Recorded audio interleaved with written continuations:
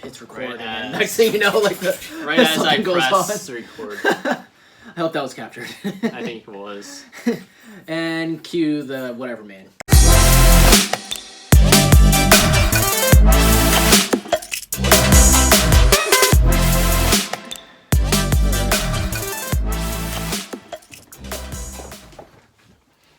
Anyways, you got your water? You need one? I'm fine. You're fine? You got your water? We're actually using our iPads today, you know, or MacBook and iPads. They're not just fancy, but they're actually here. I use them every time. I don't know what he's talking about. He's a phony. Actually, I used it last time, too. What about you? I'm not part of this. What? Why are you even here?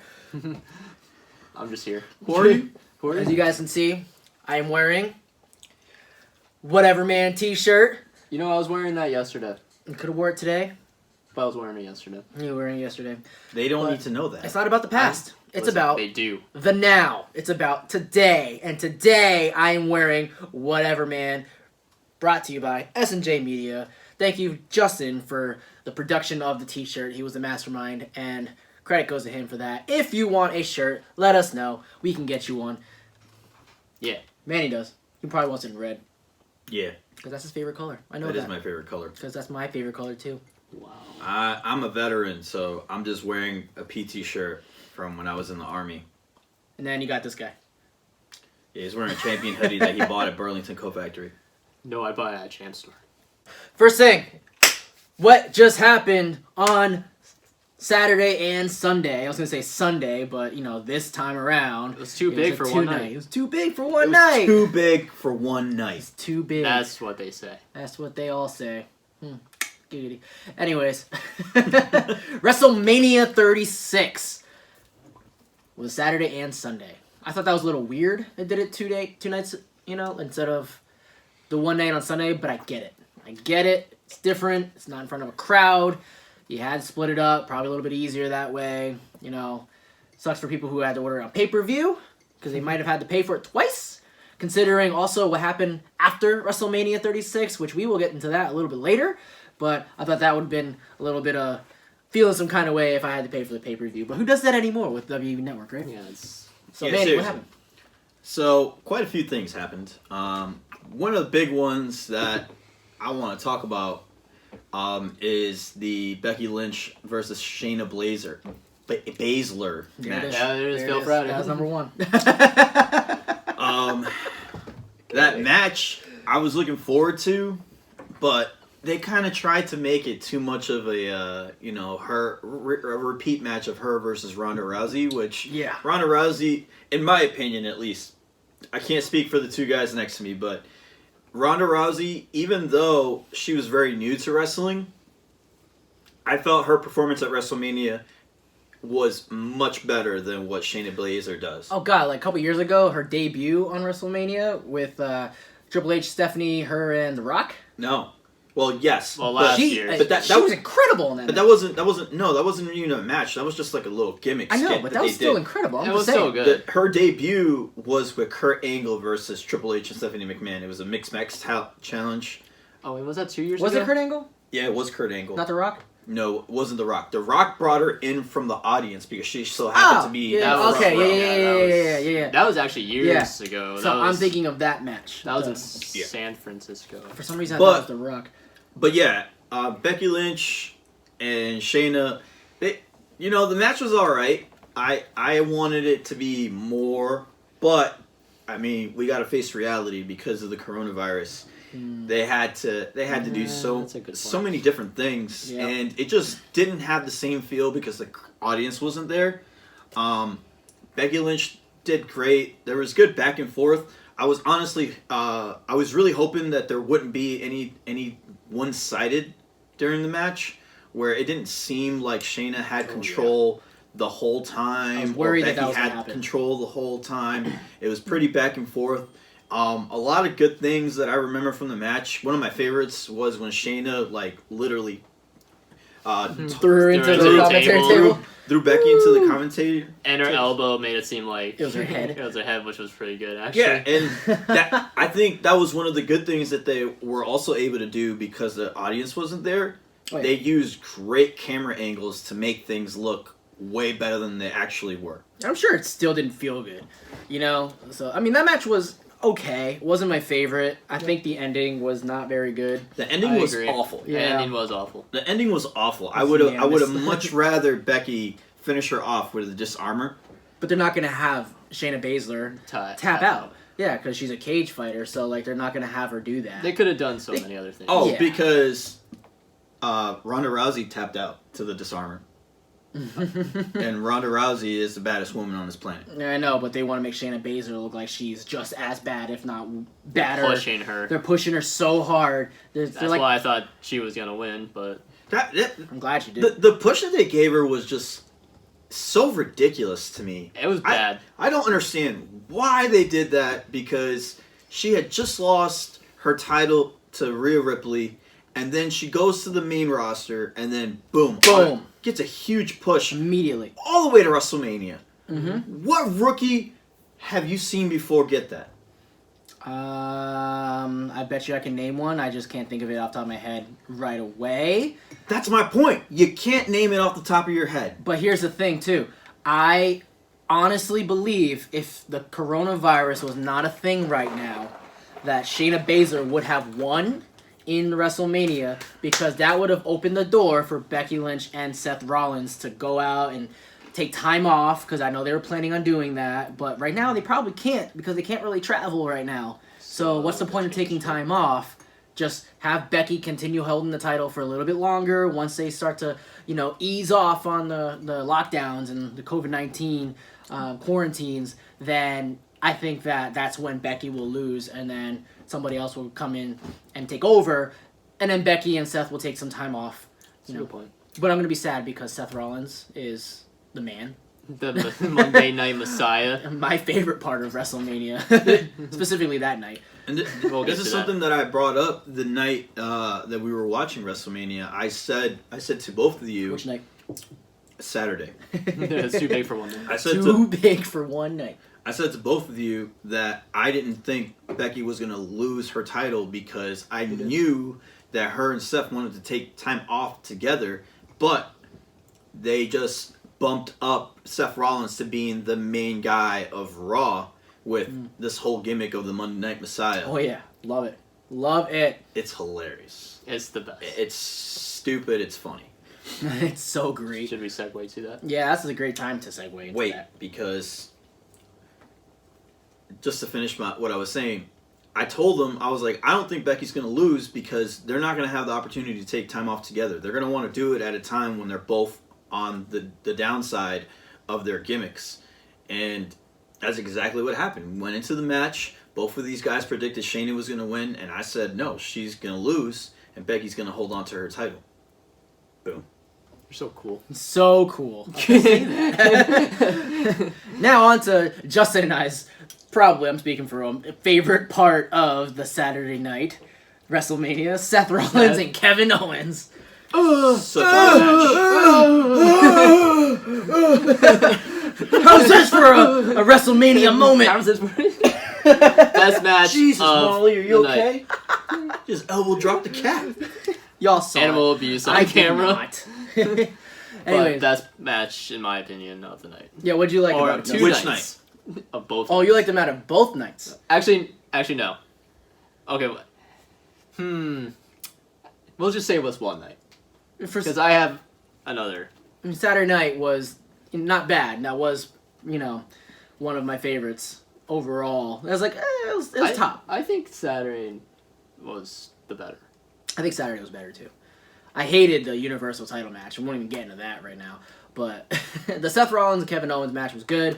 There was a lot of back and forth. There was a lot of good chemistry between them. There's a lot of great use of the fact that there's no audience. They're very vocal, and that's hard to do. Trying to stay in character and stay active. That's really difficult, in my opinion. But that's some highlights that I've had from that match specifically. But it was very entertaining to watch. They made it very entertaining. Easily. Which was the one thing that we were all worried about watching WrestleMania, was that there was no audience. And, this obviously will be entertaining, but it's how are you going to fill in the void of, no audience? Oh, yeah. And they did that well. Absolutely. They did that well.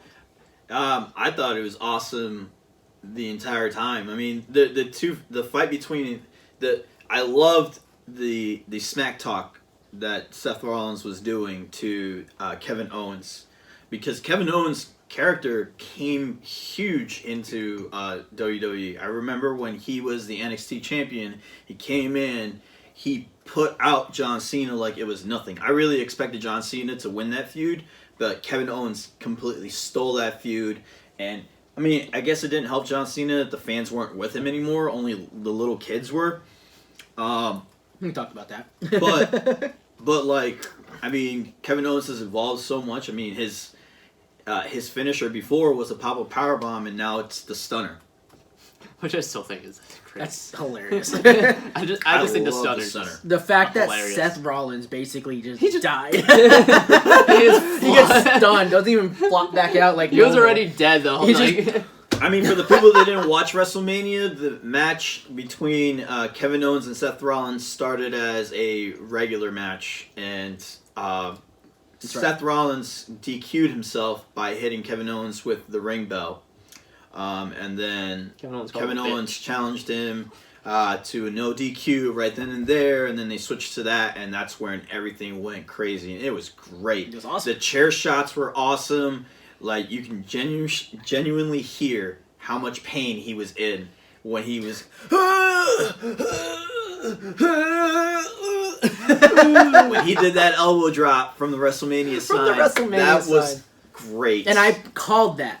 Right before he did it. I was like, oh, he's going to the back. He's probably going to show up on top of the sign or something. Next thing you know, he shows up on top of the sign. I was like, I'll oh, show sweet. you a WrestleMania moment. That is exactly what he said. That's exactly what he said. That was good. Definitely one of the best matches of the night, in my opinion. I really liked that. I really liked Edge and Randy Orton. I did enjoy that match a lot, too. Because it was very nostalgic, I think. Are we segueing into it? Basically. Okay. I think that was one of my favorite matches of the night overall. I think, like I was saying, it's very nostalgic. Then Edge, you still got it, man. Like, all that training after watching WWE 24. Yeah, Very that was good great. documentary. Fantastic documentary. And it really paid off, everything that he did. And I was pleased. That's one of my favorite matches. Yeah, I mean, if you have the WWE Network, go ahead and watch that 24 episode for Edge. Even the one with Drew McIntyre. It was I was just going to say that too. They were both great. But seeing what happened, because I knew that Edge retired, and I knew that he retired because of his neck, but they put so much into understanding what actually happened that him coming back was that much better in my eyes because of what he had to overcome. But yeah, that match at WrestleMania between him and Randy, it seemed genuine. They stuck to it. They played it out very well. Very emotional. It was really long. That would be my only down for it. But besides that, like, I think for a time, yeah, they had to consume a lot of time because they didn't have a lot. Yeah, so I thought that was great, especially how Edge finished Randy. Yeah. And I didn't see Randy come back on Monday Night Raw. I like all the parkour moves Edge used. I was about to say, what I liked about that match was, my favorite part about that match was when Edge climbed up to the top and then he did the elbow drop. I was like, what is he doing? Oh god! Oh, they're gonna talk about when he grabbed the pull-up bar and it And he just swung, swung. hit him on the wheelchair. And Randy was like, oh! Another one. Yeah, I agree with Manny. It was too long, but it was still the nostalgic and all that. Edge being there is just awesome to see. I don't think he's gonna go part-time. After seeing it, I think he wants to genuinely go back full-time. Yeah, after watching his 24, I also want to say that I feel like he doesn't want to be a part-timer. He wants to, like he said in the documentary, he wants to retire on his own terms. And he feels like he can definitely do it full-time. Oh, yeah. So, I mean, we're going to have to wait and see what happens, but I wish the best to Edge, and I love seeing him. His characters are great, especially when he's a heel. I mean, when he's a heel, there's no one better. I mean, I guess you could say that The Miz comes pretty close. Charismatic-wise, I would say so. Because Miz is definitely got a lot of charisma and a lot of energy. Miz is great as a heel. I'm not a fan of his wrestling as much as I am a fan of Edge's wrestling. His moveset, what he does, and I mean, even when he had Lita by his side, the way they cheated, it just made sense. Mm-hmm. But like when Maurice was cheating for the Miz, I was just like, it's outlandish. Like, what the fuck are you doing? I want to talk about a match that happened at WrestleMania that, in my opinion, was probably one of the worst matches of the night. The match between Sami Zayn and Daniel Bryan. You didn't like that match? I absolutely hated that match. How come? I thought it was so stupid. Because all Sami Zayn does is run around the ring. And the match takes forever to start. Which, one big thing for me is I hate when the bell rings and then nothing's happening. That's something that used to happen with Kevin Owens when he was a big heel. That he used to do a lot. Oh yeah, that drove me nuts. And it used to drive all the excitement of the match away from me. The whole chasing. I used to train in fighting. I wasn't a wrestler. I was a boxer. I hate having to chase down an opponent in the ring. So, from my perspective, I hated that. When they finally did wrestle, it was all right. I mean, Daniel Bryan is a beast. I think his wrestling technique is great. I mean, he's one that had to overcome huge things to be able to come back from retirement. Oh. For them to put him in a feud with Sami Zayn and the way Sami Zayn's character is, just not digging it. Well, they need to utilize Daniel Bryan for something. Daniel Fail Friday. Daniel Bryan. I'm thinking Dan of Brainer. That guy. Yeah. I'm thinking of Daniel Bryan. They need to utilize him for something because he's just too good just to be in the back burner. Mm-hmm. You know, like his character's great. Even if he's a heel or face, like he will take it and run with it. So they need to do something with him before he just gets lost. You know, I like that match. I think my favorite part of the match overall was the commentary. I forget which one it was. Was like, is Sammy crying? I remember that. Yeah. I forget who it was, but I remember. Corey Graves, maybe. Might have been. It sounds like something Corey Graves would say. Yeah, is Sammy crying? That was great. Might have been Corey. Yeah, but I wasn't opposed to that match. I thought it was alright, but like Manny said, for the whole chasing around, it did make you like take your eyes off the screen for a little bit and just be like, okay, I don't really care. But then it did have its good moments. But yeah, I mean, when Daniel Bryan finally got him in the ring and they got to wrestle, I mean, Sami Zayn. Zayn, he said. It's a lot of fails. English is my second language. I just want you guys to know that. I'm just glad I'm not a part of this fails. We just speak a lot faster than you. We messed up. Yeah. Let's segue into another match. One match that was actually my favorite of the night. Which night? What? Which night? Jinx. Saturday night. It was too big for one night. The tag team title ladder match. Yeah. I was gonna bring that up. Love that match. That was so Such good. a good match. I love that match, and especially the John Morrison one. Loved it even more. Yep. Because I'm a big fan of Kofi Kingston. I'm a big fan of the Usos, Jimmy Uso. But man, I'm old school, so like I remember when it was Johnny Nitro and Joey Mercury with Melina. What a time. One of the best tag teams at the time. So charismatic. Their moves are wild. And John Morrison coming back to the WWE, getting back together with The Miz, and then winning at WrestleMania. Awesome. I wonder if they'll ever put him in singles competition, John Morrison, because they always have him in a tag team. Well, he would be great because he's done it elsewhere. Yeah, I just don't think they have a story that fits in for him right now, and they wanted to sign him as soon as possible. Yeah. But the only way they were going to probably sign him is if they promised him a title right away. So well, at least he's a tag team champ. So yeah, I mean, look, the tag team titles are not they're not a title that gets put under the radar. If anything, the There's title no love for the tag team titles. There's no love for it. Is that what you're saying? Yeah.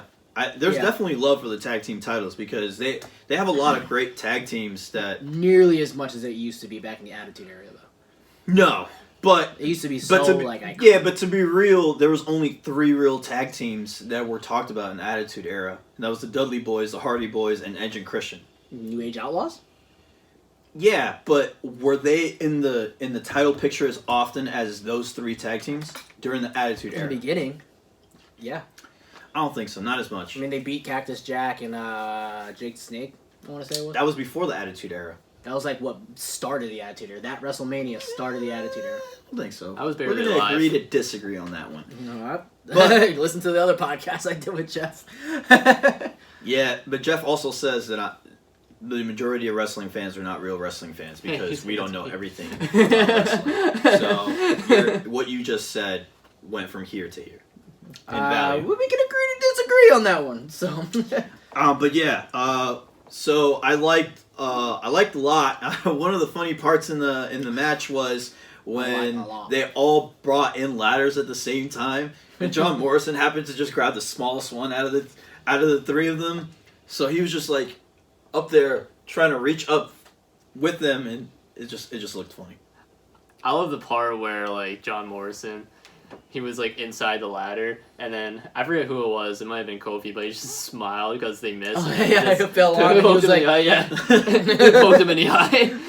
But I think my favorite part of the match was the ending because all of a sudden like they're all up there, and then John Morrison falls with it, and then Kofi and Jimmy was it? Jimmy Uso, yep. And you were like, he got it. He just got the. They just get the belts. He just get the belt. And Come on, they're man. still holding on to the clothes hanger thing. Yeah. Ooh, one of That's a good match, though. one of the big predictions going into WrestleMania from Sal was that there were going to be a lot of title changes. There was 4.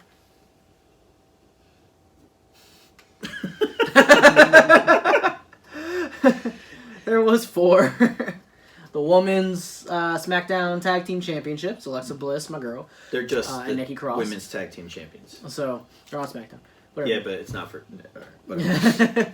Braun Strowman getting Universal title, which is very impromptu. Are you counting the 24/7? That did change twice. So there was 2 more. Grunk Gronk's is my the new dude. 24/7 champion. My dude.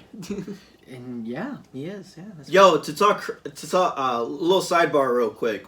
The crazy thing about Gronkowski is that he got a huge contract from Fox to be a sport analyst for their football series, and out of nowhere he signs a huge contract with the WWE.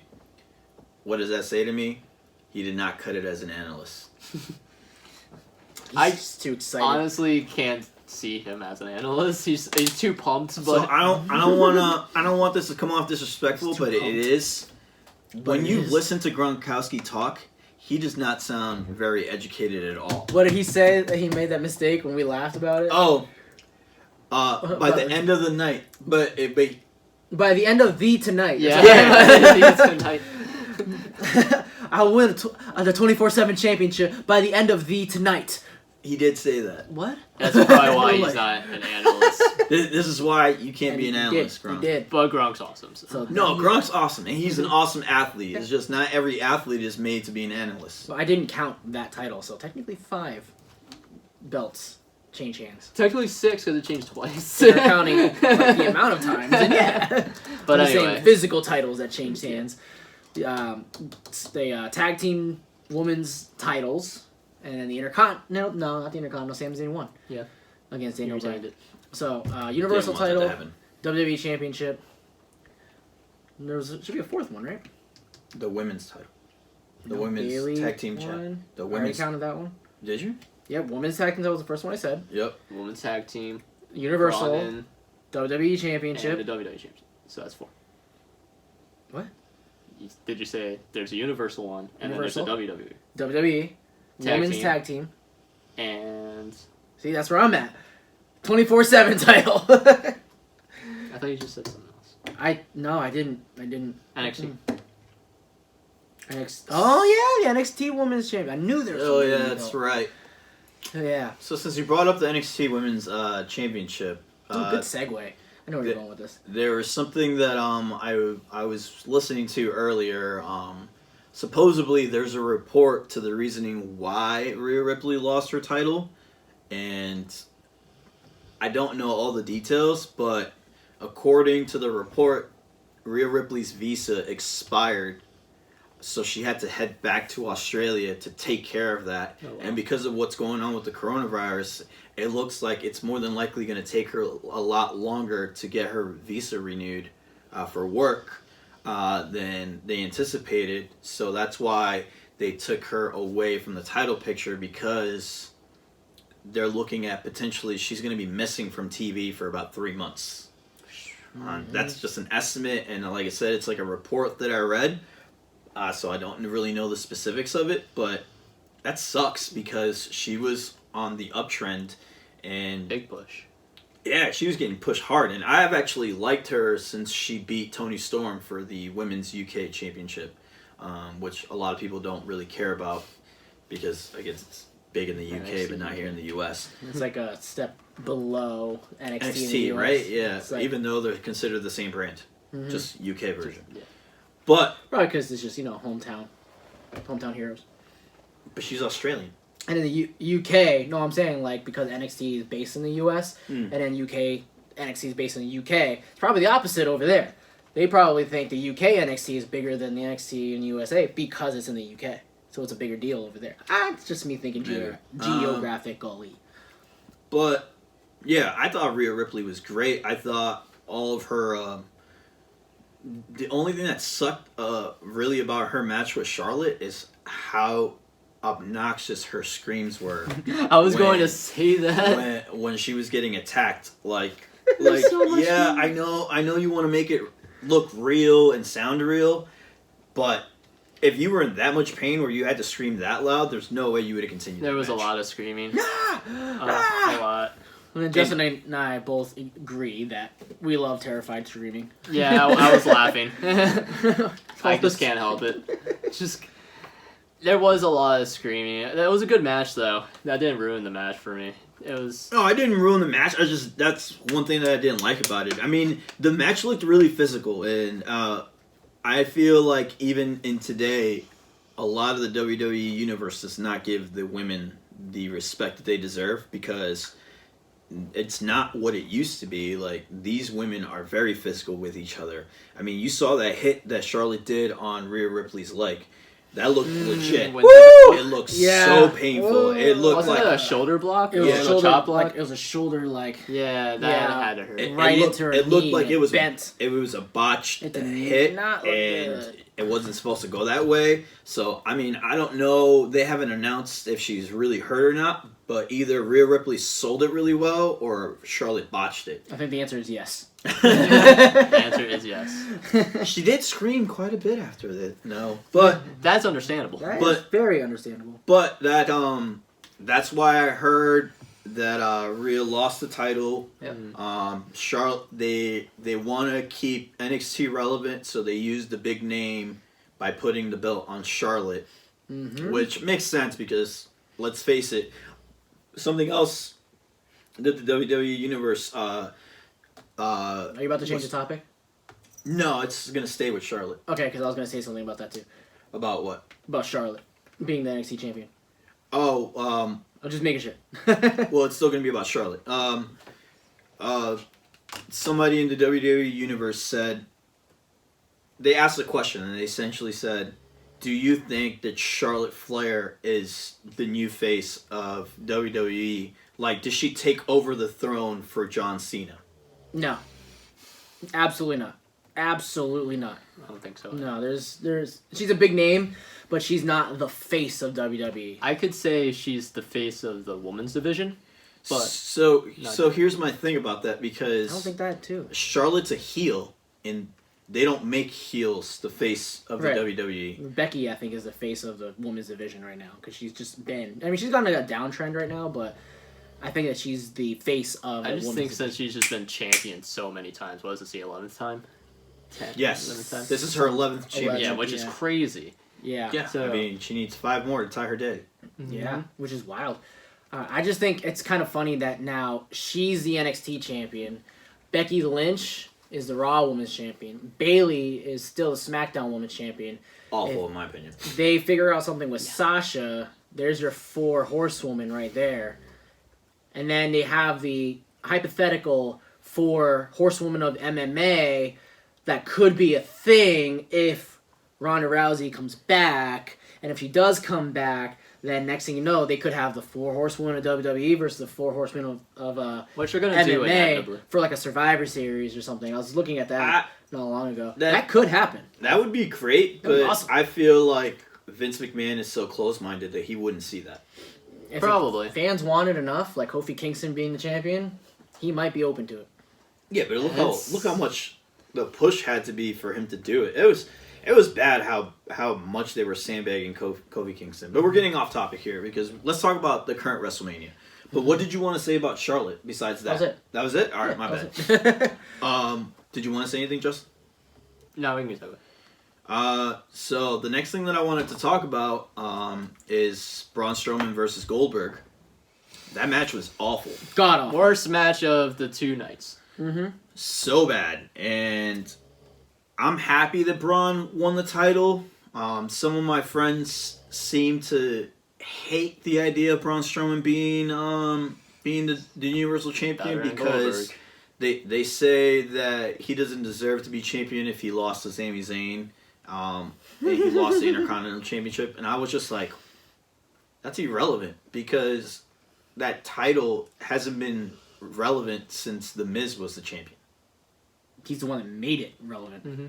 Now it's just kind of in the background. No. Well, I'd say Shawn Michaels made the Intercontinental Championship. I'm talking about recently. Recently. All right. Because you should have Shawn said that in the Michaels... Well, you should have assumed. No, Shawn Michaels definitely made Intercontinental title a thing. So did, Mr. Perfect and all that jazz in the past. Well, I'm talking about now. Val Venus. So, the Intercontinental title has just been in the back burner for so long until The Miz came and grabbed it and made it a thing again. And then after he lost it, it just kind of was just there. Like, yeah, and then they brought out this new version of it that's hideous. Yeah. Oh yeah, it looks. It looks bad. So bad. It looks so bad. It was fine. They didn't need to change it. But I'm happy that they made Braun Strowman champion because, let's face it, I think he does pretty good on the mic. I mean, yeah, he does say get these hands a lot, but he doesn't bow down to anybody like that's on the mic with him. Because I've seen him put other superstars in their place when they tried to challenge him on the mic, and the audience always ate it up. I think that's what makes him different than to like other big like wrestlers. Like Big Show? Yeah, because a lot of them are the Big Show. The Big Show. Yeah, a lot of them are just Apparently. big and boring. Like they're just made to be monsters. But Braun is a good entertainer. That's why so many people get behind him, which is why unfortunately they kind of ruined his big push that he had like last year. But anyway, yeah, I'm happy that he's the champ. That's the one good part about that match.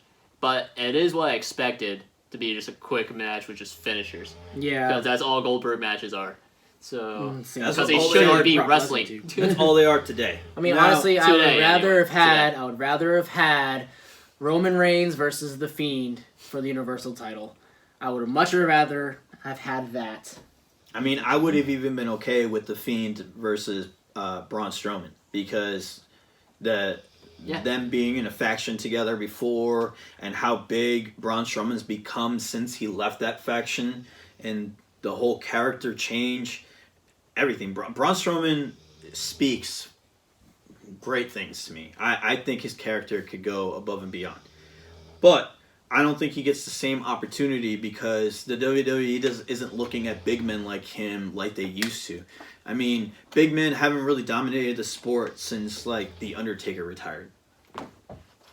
Yeah, Roman Reigns is considered a big man, but I don't consider him a big man. Do you consider Brock a big man? It's a big dog. Brock Lesnar? Yeah. To the average wrestler, yes. Yes, absolutely. Especially the way he can pick up people and just throw them. I would say it was nothing. Old school Brock Lesnar, yes. Current, not so much. Like, he's still strong, still powerful, but it's just his matches just don't speak to me. I still consider him. So let's base it this way. You have somebody like Roman Reigns, and then you have Brock Lesnar. Brock Lesnar can throw anybody in that ring around like a rag doll. Roman Reigns doesn't do that. No. And that's why I would consider Brock Lesnar a big man versus Roman Reigns. Mm-hmm. I think Roman Reigns is your average big man now. It's kind of like with the NBA downsizing players. Like, players aren't as big anymore. I mean, they're just huge now.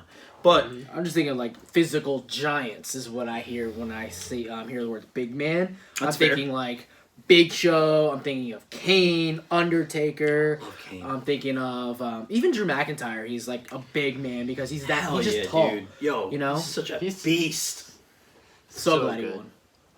Definitely deserves it. But to talk a little bit more about the Braun Strowman versus Goldberg, I did want to bring up that I was listening to something earlier that talked about how WWE's real course was going to be The Fiend going to WrestleMania as Universal Champion. But when they went ahead and booked the match of Goldberg versus The Fiend, Goldberg somehow convinced the writers to give him creative control over the match and say that he should win because he's a hero to the kids. And I'm just like, what? No. Nobody wants to see that. I mean, I put the blame on Goldberg, but I put the biggest blame on Vince McMahon because he was the one that begged Goldberg to have this match because we need some big names at Saudi Arabia. And Vince probably agreed to make it. Well, Superstar Showdown, so it's probably just biggest names ever that are still alive who could still physically walk into the ring. That's basically all what Vince was probably like, that that was a great idea. Have Goldberg win it. I'm just like, come on, man. Like, agreed. That was stupid. And then also speculation that I've heard is that WrestleMania was the last match requirement in Goldberg's current contract. So there's a possibility that we're not going to see him in WWE for a while unless they work out a new deal, which after WrestleMania, I don't see why they would want to. I wouldn't want to. I mean, I wouldn't be surprised if he shows up like sporadically, not under contract, but just as a special guest. But not to wrestle. He's just there. Listen, I just want to say I love Goldberg. I love Goldberg for what he was.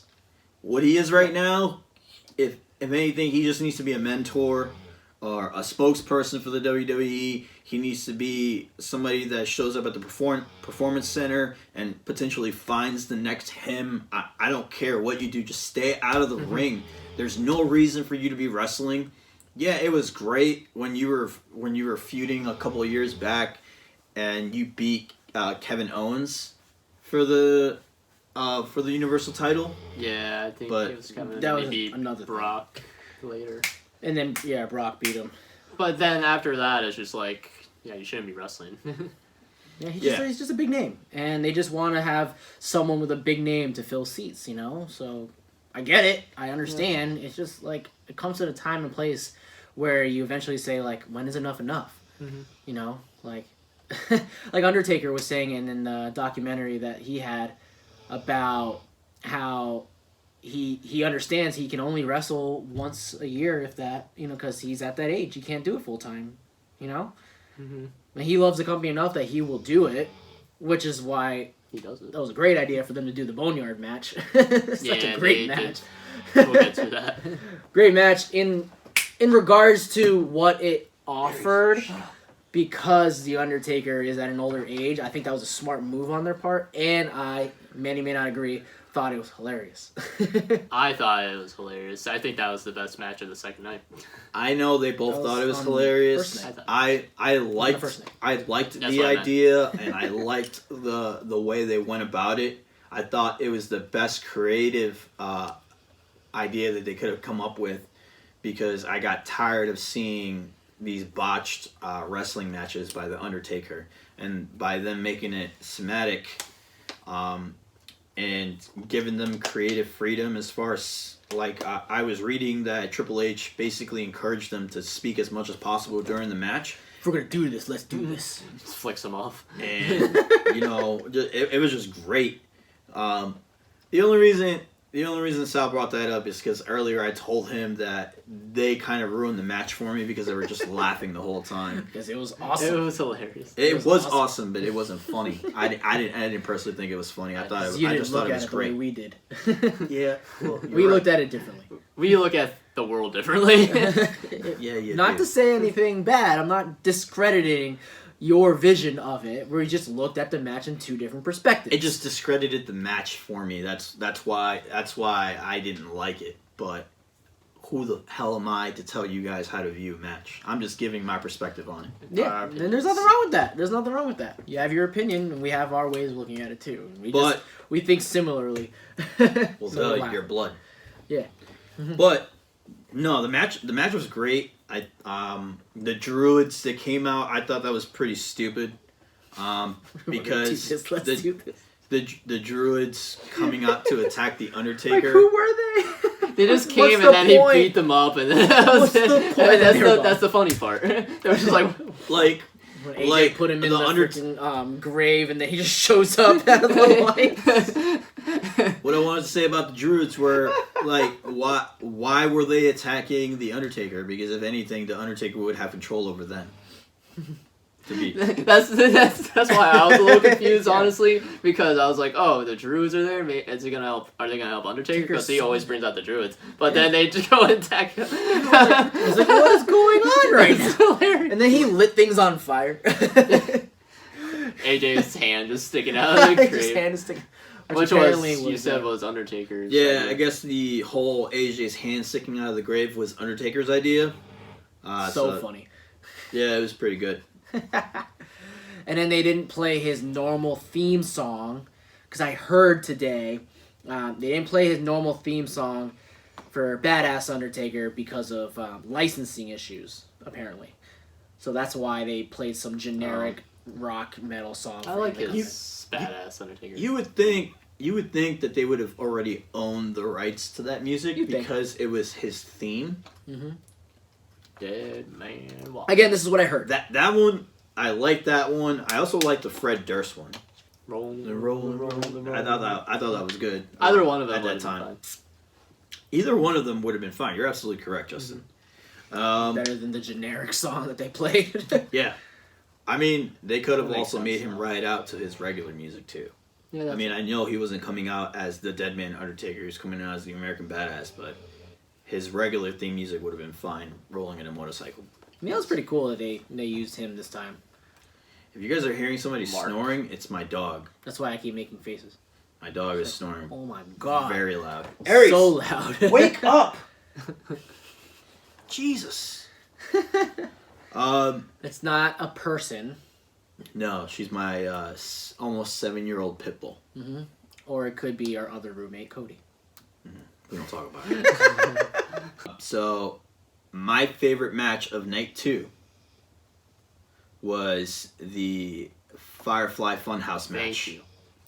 So good. It was so good. So good. It was entertaining. It was my favorite, though, but it was entertaining. That is the best match of the second night. That was a creative match, in my opinion. It was very different. At first, I was confused. I was like, what's going on? And then all of a sudden, it just made it great. It just made sense for what it was called, because at first, when they announced what it was, I was like, what the hell is a Firefly Funhouse match?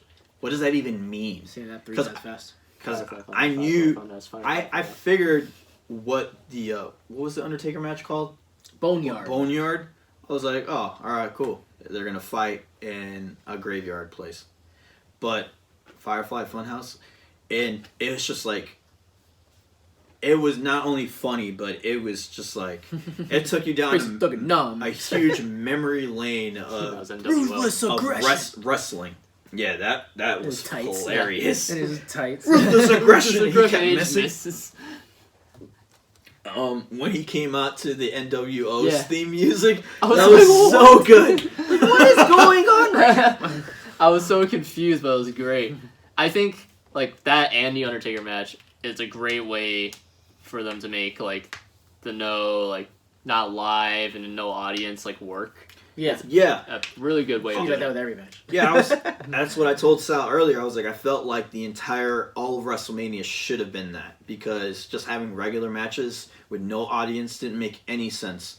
They should have done those kind of matches for every single one. Yeah, but you know Brock wouldn't be up for that. No, because Brock is Brock. Brock is awful. I mean, you could definitely pull that off with Otis and Dolph Ziggler. Definitely. Great match, by the way. Love Otis. Love Dolph Ziggler too. That is my dude. That is my dude. Yeah, that was a great match though. NFL. Not much going on in the NFL right now. You know, besides Tom Brady's foreshadowing him leaving the Patriots in the 2019 season by making subtle comments here and there that he's an employee. You know, he doesn't make any decisions in the personnel, doesn't make any decisions in trades or drafts or any kind of thing like that. He's just an employee, is what he called himself, which a lot of analysts are speculating of foreshadowing that he was going to leave the 2019 season. The Patriots fan here, what do you think? I think this was speculating for a while, so I can't say that is what it was, but I wouldn't be surprised because I already said, like, what was it, the last podcast? Or the one before, like, it was brewing up for a while, so. Yeah.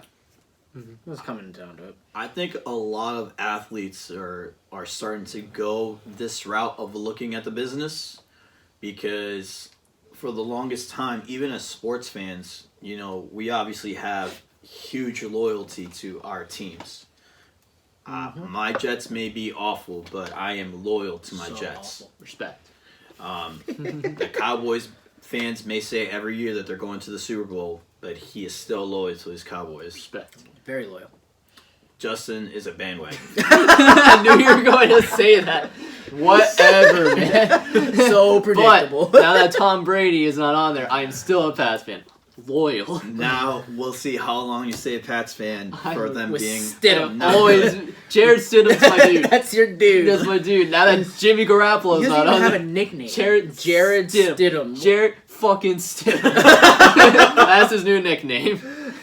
Let's go. I don't even. But basically what I'm getting at is there's so much loyalty involved, and a lot of athletes are just realizing that teams don't have loyalty to athletes. I mean, I guess you could say that the Patriots were very loyal to Tom Brady, but you'd have to look at it both ways, because Tom Brady was willing to take huge pay cuts every year just so he can get huge talent around him. The average quarterback is not willing to do that. The average athlete is not willing to take pay cuts just to get a bigger team around them. Which they're is like, something that was kind of... They're like, it's not my... Most athletes would say, it's not my job for you to figure out your money. It's my job and my agent's job to figure out how much money I'm going to make, how much money I deserve. You want to build a team around me? Figure out your own money. You pay people millions of dollars to figure out the money situation. Figure it out. Ego comes into play around that. And I don't like when players do that. I mean, I love Dak Prescott, but it's kind of discouraging me that he is kind of doing these, you know, like these games and stuff. But on the other end of the spectrum, Amari Cooper, have a lot of respect for, because he turned down a huge contract with the Redskins just so he could stay with the Cowboys, so they can figure something out on a contract there. So much respect to Amari Cooper for that. I mean, I guess you could look at it that way too, but if anything, if I was Amari Cooper, if I was in his shoes, he's probably the type of athlete that cares about winning. So there's athletes that are like, I can get a ton of money and go here, but I'm never going to win anything. And then there's players that are like, well, I'm going to make a decent amount of money here, but I'm going to win. And they're going to get legacy if you win. Yeah. That's more important to me. But you can flip it, because even though he's taking less money from the Cowboys, more than likely because he's going to be on a winning team, maybe. I mean, if they don't lose to a under 500 team again. What are the Cowboys going to say this year? You're going to go to the Super Bowl. It's our year! It's our year! But if he's on a winning team, I'm wearing my Cowboys jersey next time we do this. Not only is he gonna get money for his contract, but he's gonna be able to look at endorsements for being on a winning team, because 100%. Because endorsements don't come to you if you're not on a winning team. You have to be Tom Brady caliber to get endorsements on a losing team. Speaking of someone who hasn't figured out what team he's on, Cam Newton, where's he gonna go? And we were thinking about this earlier. We talked about this on the first episode. Yeah. And Did we talk about this in the first episode? Yeah. Cam Newton? Yeah, because I remember that. remember saying that I think the smart decision for the Patriots would be to pick up Cam. Yeah, we did say that. So that's what you think. No, that's not where I think he'll land. I think that would be the best case scenario for the New England Patriots. If the Patriots wanted to stay relevant, then they need to pick up a good quarterback, and the quarterback that's on the market, the quarterback that's available on the market, that's a good quarterback, is Cam Newton, unless they can convince Andrew Luck to come out of retirement. Which, that won't happen. No. He'd be a great New England Patriot, in my opinion. He would be great for that system But, no, because he's he's a pocket quarterback. And they also, the New England Patriots, although their line isn't fantastic, but they have a better line than the Colts did, and he would be better protected. He won't be injured. He won't be injured as much. He won't have to do crazy stuff anymore to get his team a win. It'll be a more relaxed environment. Absolutely. But that's his life decision. He made it, and I'm happy that he was able to step away from the game on his own terms.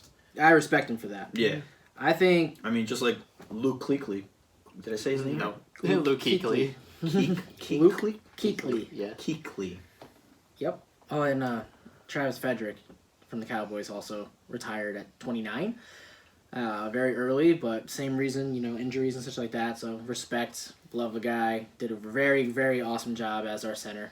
Where do y'all think he was a center? Cam's going to go? I think Cam's going to go into one of 4 places, and I could be wrong. He could be in somewhere just completely out of left field, out of nowhere, but I think he could either land on the Jaguars, because they're a fairly young team, because you never know with Minshew. He had a good year, but you don't know he's going to have another good year after that. He might end up on the Bengals. They need a quarterback. Desperately need a quarterback. They might draft a quarterback, maybe, but they might put him behind a veteran quarterback. And Cam Newton's a veteran quarterback. He needs a team. So he could be there. And he could also end up on the Redskins. That's another thing I can think of, because they have issues in the quarterback position. They had a rookie quarterback last year who did okay. Alex Smith, unfortunately, got hurt, and that was their guy. They didn't really have any luck since then. Maybe he'll go there. Or lastly, this is my kind of wild card one, if he ends up here, the Browns. Because Johnny Manziel is not playing on the NFL. Whatever his name is. Baker Mayfield? Baker Mayfield. So he's... Yeah, I was about to say, wait a second, you're thinking of the wrong quarterback. I'm thinking of they're the same person. I was like, what kind of joke are you going for here? I'm thinking of, who's that guy that JJ likes a lot? Living dangerously. Living dangerously. No, Baker Mayfield's not doing a lot. And the quarterback position's always been a nightmare for the Browns. The only reason why I wouldn't see him going there is because he's a character. Like I said in the last time we talked about him. He's a character. They have a lot of characters on there already. Baker Mayfield, OBJ if he stays. So I don't think he'll go to the Browns, because I think they're still going to be a little loyal to Baker Mayfield, because it's only his second year. My wild card. That's also why I don't think he's, like, the character thing, I don't think he'll go to the Bengals. And also the Bengals, my mock draft has them going, like, Joe Burrow. I think that's his name. Going to the Bengals. I think he could go to San Diego, or Los Angeles. I still call them the San Diego Chargers. I think he could go to the Chargers, because they don't have a quarterback yet, and that's in Los Angeles. So and they're not the Chargers isn't a big team, like, fan base wise, but it's still Los Angeles. So I think that was another option. What about the Raiders? I was just about to say, I think that another opportunity for him would be the Oakland Raiders, because I'm pretty sure... Las Vegas. I'm sorry. R.I.P. It's a lot of changes. Sad. R.I.P. to Oakland for losing 2 big teams in 1 year. State and Golden State. Everyone's gonna and move. But Wait, no, Golden State's I'm pretty.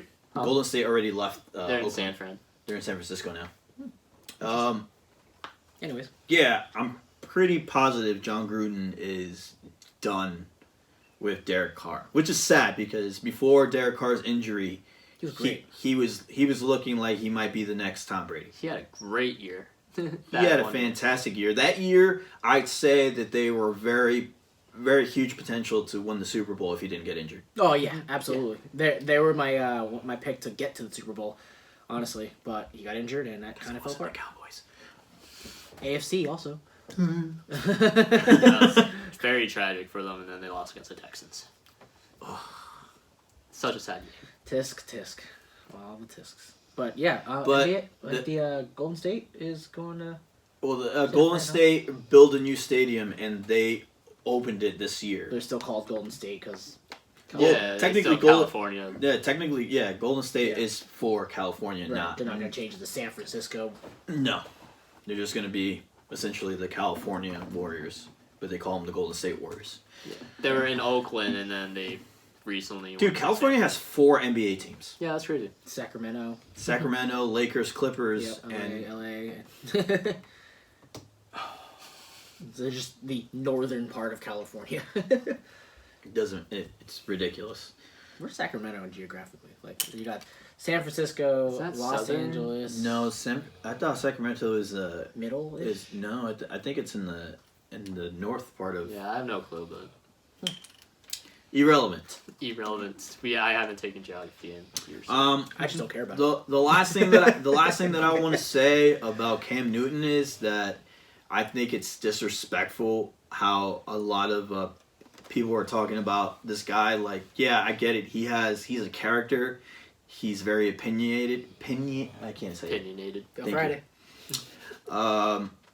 But let's not forget that this dude is an elite athlete. He's still a great quarterback, and that guy can still do things that your average quarterback can't do. You just got to put a good system around him. That 1 year that they lost one game and went to the Super Bowl, they were looking amazing. Like he looked unstoppable. Like every pass was just like a bullet down the field, deep, on point. Then he just scramble And he would scramble like. Just defenses figured him out. That's ultimately what it was. Defenses figured him out, Mm-hmm. Then he got injured, and then he started getting injured because the team downgraded because they couldn't afford to pay him and pay all the other athletes to keep a solid team around him. Mm-hmm. I mean, that's unfortunately what happens. That's the nature of the beast. It's a business, and they have salary caps. So, what can you do? Imagine if there wasn't any. there would be one good team. Yeah. Everyone would go to the same team. Everyone would go to the same team. So, let's segue into the NBA. Yes, we're talking about it already, basically. In the NBA, something that's going on right now is that Kevin Garnett is publicly Publicly. You got this. publicly Almost. Close. That's good. feuding with the Minnesota owner. Obviously, if you're a big NBA fan, you know that Kevin Garnett spent the majority of his career with the Minnesota Timberwolves. But they had an idea of potentially retiring his jersey and having a big ceremony, and Kevin Garnett shut it down super quick. He said that he has no interest in it, and he's not even going to entertain the idea because he has no interest in having any type of relationship with the owner of the Minnesota Timberwolves due to the fact of the way his exit was out of the team when he got traded to the Celtics. Is that right? Was not good. I don't remember because when I was watching the NBA around that time, I guess I wasn't paying enough attention to the media at that point. I was just watching the games. But now I pay attention more to the media and what they're saying, and that's coming straight out of Kevin Garnett's mouth. So it's not an analyst saying this, it's Kevin Garnett saying he doesn't want to fuck with the owner. Like, That's pretty much what it comes down to. But I think it's sad because he had such a great part of his career there. Yeah. I mean, yeah, he didn't win a ring there, but he came was close. he was their Yeah. guy. He was their guy. He was their LeBron James. And he went to All-Star games after All-Star games after All-Star games. He was MVP. he carried them. Absolutely right. That's when I watched basketball a lot, is when he was on the Timberwolves. Mm-hmm. And he went to the Celtics and he got his ring, and then he had good years with the Celtics. The system that they had for him, Ray Allen and Paul Pierce, and then Rajon Rondo was just they found a needle in the haystack, and Rajon Rondo was an elite point guard back then. It was all over. That was a crazy team. Yeah, The Celtics back then. they were one of They were this the big era's super teams. They're like, one of the first of this era's super teams before the Heat, because a lot of people tend to, at least for me, like forget, like when they think the first super team, they think of the Miami Heat, but it's like, well, the Celtics. Like Exactly. they had 3, if not 4, like. I think the Really only good reason a lot of people dismiss that is because they partnered up towards the end of their careers Yeah, they're versus LeBron James, Dwayne Wade, and Chris Bosh doing it at the prime of their careers. Which is crazy to me that they only won 2 championships, because I could have sworn with the way that team was organized, they could have potentially won 5. I'm just thinking to myself, like, not 5. What not is- 6? what- Not 7. consists of a super team? Is it 3 all-star players or more? Yeah, essentially, That's what a yeah. super team is. Because your average good team has 2 all-stars on it, whereas a ridiculous super team was the Golden State Warriors a couple of years ago, that their starting 5 were all all-stars. And then they got DeMarcus Cousins, but that was after his Achilles. So. Yeah. I feel bad for DeMarcus Cousins because he was doing so good, and then that happened, and now injury after injury. It's going to take a lot of resilience on his end to get back to where he was. Pelican season, like when he first got in there, like he was doing great. Like, Well, that's because he was playing next to Anthony Davis. Exactly. But then the Achilles tear, so it's just like they were like that. People were predicting that they could have gone to the finals like together, and then just stuff happened. Well, speaking of injuries, how's Derrick Rose? Derrick Rose is not injured. Derrick Rose was on the come up before the season was over, and he was averaging. His numbers per 36 were better than his MVP season. So Justin made a face after I said that. If you're listening to this podcast instead of watching it on YouTube, he made a face. I am a Sixers fan, but I am a big Derrick Rose fan. I love Derrick Rose. I love Derrick Rose. I love Derrick Rose, even though I found out that when he found out he got traded to my Knicks, he cried. Because I probably would have cried around that time too. That was a sad time. I still am a big Derrick Rose fan. I love Derrick I love Rose. Derrick Derrick Rose is the man. His resilience is beyond what any athlete had to endure. Like he did everything in his power to get back on top, and he just had a string of games where he was doing great, and he was starting for a while, but the majority of his role now is essentially he's a 6th man, and I think it fits him perfect. That's why I brought up the per 36 stat, because he only averages maybe 20 minutes a game. Because of his injuries, he's on a minute restriction, which he's fine with. He's not opposed to it, and he's performing very well. I mean, I had him on my fantasy team, so that was a big part of the reason why I know a lot of his numbers, is because he was killing it for me. There were just games where he was just going off, like that 50-point game that he had with Minnesota last year was ridiculous. Loved my fantasy team. That was so emotional. Yeah, because man. he cried afterwards. Yeah, he cried, and he cussed on live television. He didn't give a damn. Good for him, though. I love Derrick Rose. Yeah, it's All nothing right. like Richard Sherman when he. That was just anger. we're getting a little short on time, so we're just going to move on to the last little bit that we have going on with the NBA. One thing that I'm excited about is that the NBA announced today that they're working on a horse competition. That so far the list of names hasn't been fully revealed, but who they have so far is Chris Paul, Trae Young, and Zach LaVine. Players will be filmed competing at home location on indoor or outdoor courts and compete shot for shot in traditional playground game. I think that's great because we're not going to be able to have the full games back just yet. Obviously, we have to make sure that we continue exercising social distancing and keeping everyone, not only these athletes, safe around this pandemic.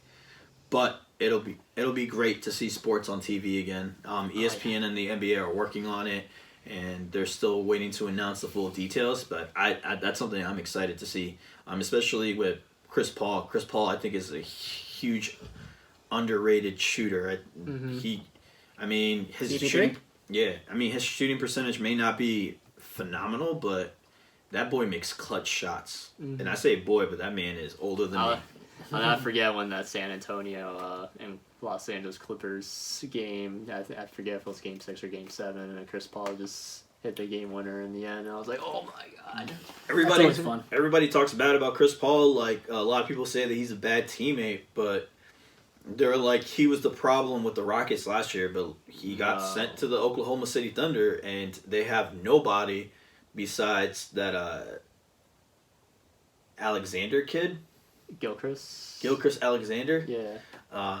He's turning out to be great, but let's be real. He's playing on a team where he has more possessions than he would on a standard team that already has a core already in place. But I mean, they're on the verge of making the playoffs. They're mixing well, and they're beating good teams. So. Yeah, it's surprising that they're in the playoffs. I am extremely disappointed that the NBA season is on hold. And hopefully, like, if it doesn't come back, then that's understandable, but, like, hopefully it does come back. That would suck really bad for LeBron James. I just want to say that. Because his team is doing phenomenal this year, which, if they weren't, then something's wrong with the universe, because they have way too much talent on the Lakers to not be doing as how good they're doing right now. They were my pick to win the finals. At this point, they were my pick to win the finals too, because they seem pretty unstoppable. You know what though? I would have loved to seen a Western Conference Finals between the Lakers and the Clippers. Mm-hmm. Lakers and Clippers Conference Finals, bro. 7 games. I'm saying that would go to 7 games, but I could definitely be wrong. And that could go, in my opinion, either way. Like, the Clippers could beat the Lakers. Like, yeah, I mean, if they bring it to 7 games, I want to say the Clippers win, because Kawhi Leonard has proven that he is clutch at shutting down LeBron when it matters most. I thought you were going to say he's just clutch because, and the Raptors. I mean, he did great things with the Raptors, but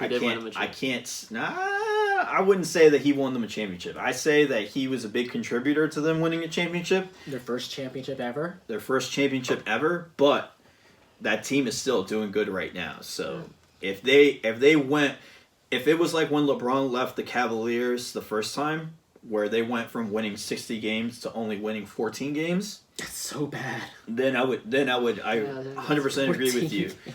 But that's so bad.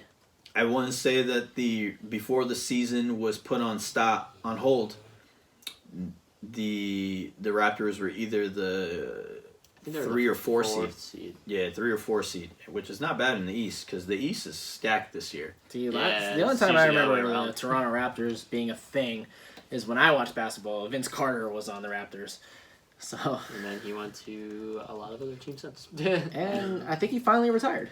He is retiring. Yes, he's officially retiring, and it sucks that it had to be this way, because I was hoping he'd be able to finish the season, but he's had the longest career of any basketball player Watch ever. him go one more because of this virus. Watch him do it. He's played on Watch him do it. technically 3 or 4 decades. That's crazy. Want to be technical about it? That's crazy. 90s, the thousands, 10s, and 20. Yeah, 4.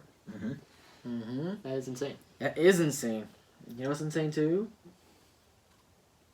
That we're over an hour. I knew you were going to say that. We never go that far. I thought you were going to say that we're ending this No, podcast. we could just go on and on and on. We could talk and talk and talk, and we have more things we could talk about besides this stuff. And we just happen to be talking about this stuff because we like it, you know. So, little plug-in. I can't wait for Final Fantasy VII Remake to come out in a couple days. So there you go. Talk about gaming. Justin beats me in Smash Bros all the time. If you watch my Instagram, he beat me best of 7. I won once.